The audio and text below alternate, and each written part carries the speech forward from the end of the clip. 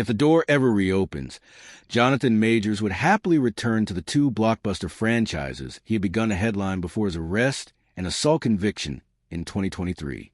Before he was found guilty of 2 misdemeanor counts of assault and harassment against his ex-girlfriend Grace Jabari, Majors was one of the hottest up-and-coming stars in Hollywood, scoring the highly coveted role of Kong the Conqueror, the MCU's big bad successor to Josh Brolin's Thanos, and appearing opposite Michael B.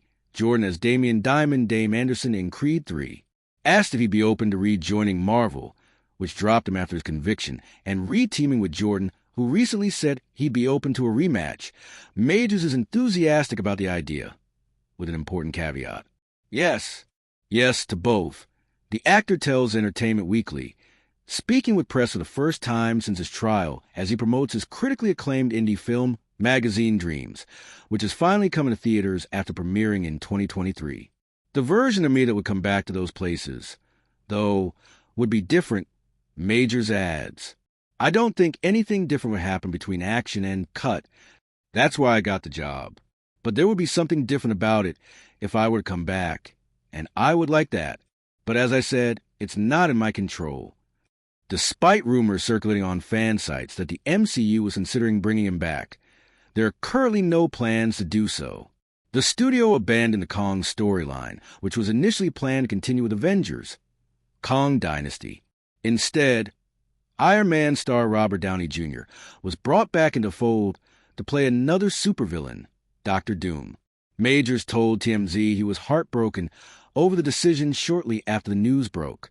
While no plans have been made official, Majors' potential return to the Creed franchise is more in the realm of possibility than the MCU.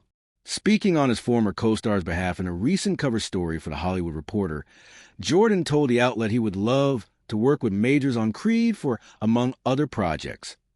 However, just days after Profile, which also included supportive statements from A-listers like Matthew McConaughey and Whoopi Goldberg, hit stands, Rolling Stone published a report stating that Majors admitted to strangling Jabari during a 2022 fight in an unearthed audio recording. Majors' representatives did not immediately respond to requests for comment for the story, and an attorney for Jabari declined to comment. Majors could not directly address the report due to a settlement agreement with Jabari, but when asked what he would say to his supporters and detractors about the recent news and conviction, he responds, "I would say I'm here. The movie's coming out, and everybody's free to make their own decisions on their opinion of the movie and their opinion of me. And if you're a fan of mine, oh boy, do I love you. And I thank you and don't give up because I won't give up. And we're going to grow.